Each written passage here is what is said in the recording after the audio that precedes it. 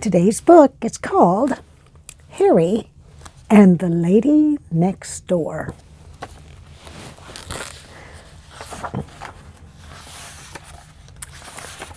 The Party. Harry was a white dog with black spots. He loved all his neighbors, all except one. He did not love the lady next door. The lady next door sang. She sang high and loud. Woo! And when she sang, Harry's ears hurt. She sang higher than the peanut whistle. And when she sang, the peanut man put his hands over his ears. She sang louder than the siren on the fire engine. And when she sang, the firemen put their hands over their ears. She sang higher, woo, and louder than the cats sang. And when she sang, cats ran away. Harry tried everything to make her stop. He howled under her window. Woo! His friends howled too. But it did not do any good. The lady next door went on singing. Woo! She sang higher and louder than ever. Woo! One day, Harry's family gave a party, and they invited the lady next door. She came with her music, and when she started singing, Harry almost bit her leg. But instead, he bit the leg of the piano. The family sent Harry out of the room. "You are a bad dog," they said. Harry just wagged his tail. As he walked to the door, some people said, "Poor Harry," but others whispered, "The lucky dog." When Harry pushed the door open, the wind blew in, and it blew the pages of the music off the piano. They blew all around the room, and everyone tried to catch the music, but no one could. The pages blew out the door and into the garden, and they blew over the fence and into the trees. Harry caught some of the pages, but he did not bring them back. He ran away with them. Next chapter, Harry's first try. He ran until he came to a quiet spot, and he dropped the music and lay down. Soon he fell asleep. In a little while, something woke Harry up.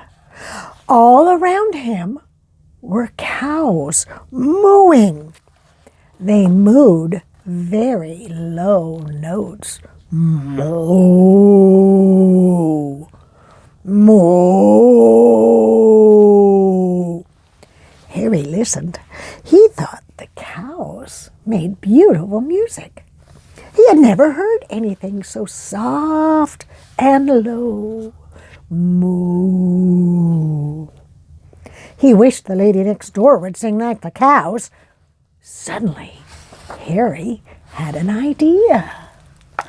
He rounded up all the cows, and he barked at their heels. Woo, woo, and down the road they went.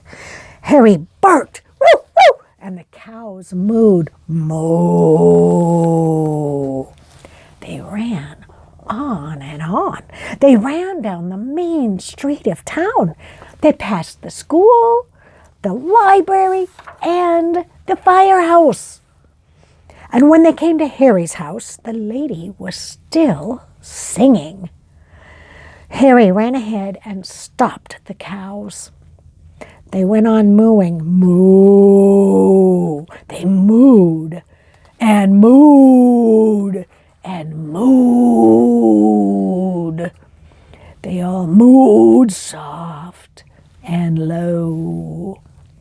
The cows mooed for a long time, but it did not do any good. The lady next door went on singing. She sang higher, woo, and louder than ever. Harry's family called the man who owned the cows, and he came back and took them home. That night, Harry slept in the doghouse. Next chapter. Harry's second try. The lady next door sang some more. Harry's ears hurt more than ever. He went for a walk, and after he had walked for a long time, he heard a wonderful sound. Oompa, oompa, oompa, oompa. It was low and lovely. Then Harry saw what it was. It was a big horn in the fireman's band. The big horn was even softer and lower than the cows mooing. Harry walked along listening. He wished the lady next door would sing like the big horn. And then he saw the leader of the band. The leader threw his stick into the air, and Harry watched. And suddenly, he had an idea. The next time the stick went into the air, Harry caught it. Harry ran in front of the band, and the leader ran after Harry. And the band ran after the leader. Soon, the leader, he was all out of breath, and he stopped running. But the band ran after Harry, and the men played as they ran. Harry led them all down Main Street, and they passed the school, the library, and the firehouse. Harry stopped the band in front of the lady's house. She was still singing. The big horn player played even softer and lower than before. Oompa, oompa. He blew, and he blew right under her window. Oompa, oompa, oompa. But it did not do any good. The lady next door went on singing. She sang higher, woo, and louder than ever. When the leader got there, he had Harry's family with him. Harry gave the stick back, and that night he slept in the doghouse again. Next chapter. The contest. A few nights after that, the family took Harry to the park. They were going to hear the firemen's band. The family knew that Harry liked the big horn, and they got to the park and they sat down. A light shone on the stage, and the people were quiet. They waited for the music to begin. Harry closed his eyes and listened, and he waited for the big horn. He waited for the soft, low notes. But the low notes never came. Instead, a man came out and he said, "Good evening, friends. The band will not play tonight. The big horn player is all out of breath. Instead, we shall have a singing contest. And here are the ladies who will sing." Everyone clapped when the ladies came out. At the end of the line was the lady next door. Harry took one look and ran off. He was almost out of the park when he heard something. Blurp, blurp, blurp, blurp. It was low and beautiful.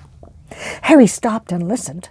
It was even softer and lower than the cows and the big horn. He wished the lady next door would sing like this. Then he saw where the sound came from. It was from inside a watering can. Suddenly, Harry had an idea. He took the handle of the can in his mouth, and then he ran with it. And when he got back to the bandstand, he walked quietly up the stairs. The lady next door was singing. Harry put the watering can on the floor behind her. Soon the lady sang a very high note. Then something happened. 2 frogs jumped out of the can. One jumped on the lady's head. The other jumped on her shoulder. The other ladies in the contest shrieked and they ran away from the stage. But the lady next door went on singing. She sang higher and louder than even before. When she finished her song, everyone shouted, "Hooray!" And the judges whispered together. Then one of them spoke. "Ladies and gentlemen," he said, "the other ladies in the contest have all gone home. So the lady next door wins the singing contest. She is a brave lady. She wins first prize. It means she can study music in a far-off land for a long, long time." Everyone clapped and clapped. Harry barked and barked. He was the happiest of all. In the middle of all the fuss, the frogs hopped home. Soon the time came for the lady next door to go away. Harry went to the ship with the family to see her off. "Goodbye! Goodbye!" everyone shouted. Harry wagged his tail. The lady next door started to sing a goodbye song. "Goodbye! Goodbye!" But no one ever heard her. Just as she sang the first note, the ship blew its foghorn. It was a deep, low, wonderful sound. As the ship moved away from the dock, other boats blew their foghorns too. Harry thought it was the most beautiful goodbye song he had ever heard. The end.